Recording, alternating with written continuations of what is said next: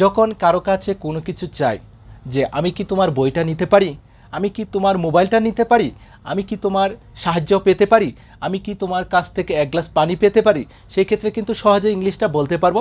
শুরুতে বলবো can I have, can I have. Okay, can I have. যখন কারো কাছে কোনো কিছু চাইবো সেই ক্ষেত্রে শুরুতে বলবো কি can I have.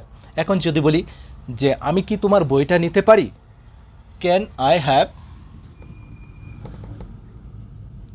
Your book, আমি কি তোমার বইটা পেতে পারি বা নিতে পারি, সেই ক্ষেত্রে বলবো কি ক্যান আই হ্যাভ ইয়োর বুক। এখন যে জিনিসটা চাই সেটা শুধু এখানে বলবো, তাহলেই হবে। ওকে, এখন যদি বলি যে আমি কি তোমার সাহায্য পেতে পারি, can I have your help, আমি কি তোমার সাহায্য পেতে পারি, can I have your help. Okay, আমি কি তোমার মোবাইলটা নিতে পারি, can I have your mobile. খুব সহজে কিন্তু বলতে পারবো যেই জিনিসটা আমার দরকার, যেটা আমি চাইবো, সেটা শুধু এখানে বুক, হেল্প, মোবাইল এর পরিবর্তে বলবো, তাহলেই হবে।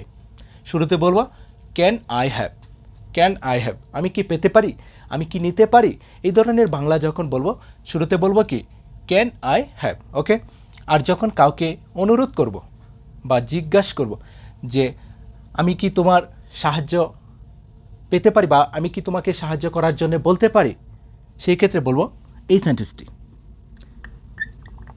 মে I ask you to, may I ask you two.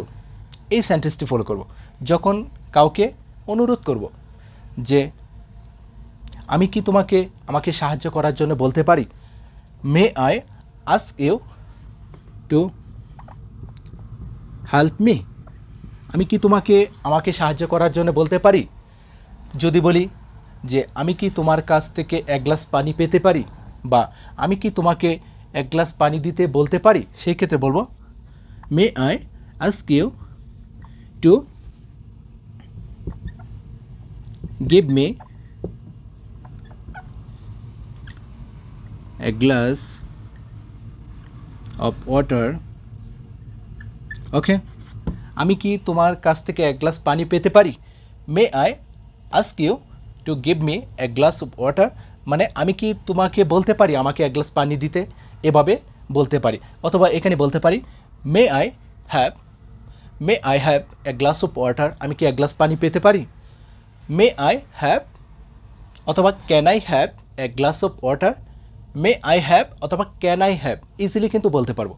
ওকে, যদি এই দুটি সেন্টেন্স ফলো করতে পারি, আশা করি আজকের পর থেকে কিন্তু সহজে ইংলিশটা বলতে পারবো। এখানে টু এর পরে যে কোনো ভার্বের প্রেজেন্ট রূপটা ইউজ করব। এখানে হ্যাভ এর পরে যে কোনো নাউন হতে পারে, যে কোনো কিছু হতে পারে যেটা আমি চাই। ওকে, আশা বলেছি ক্যান আই হ্যাভ, আমি কি পেতে পারি, ক্যান এর পরিবর্তে বলতে পারবো মে আই হ্যাভ।